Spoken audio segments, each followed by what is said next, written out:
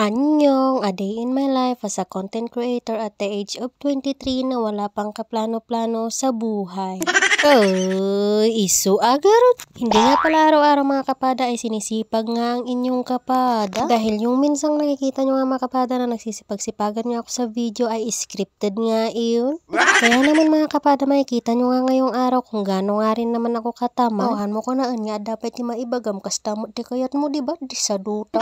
Pagkatamad-tamaran nga rin tayo dito mga kapada para naman kahit papaano ay mapasaya natin yung mga basher natin. Ay na, basher ayan. Biro nga lang yun mga kapada kasi nga naman ang totoo niyan ay may pupuntahan nga ako kaya nga maaga akong naglinis sa bahay.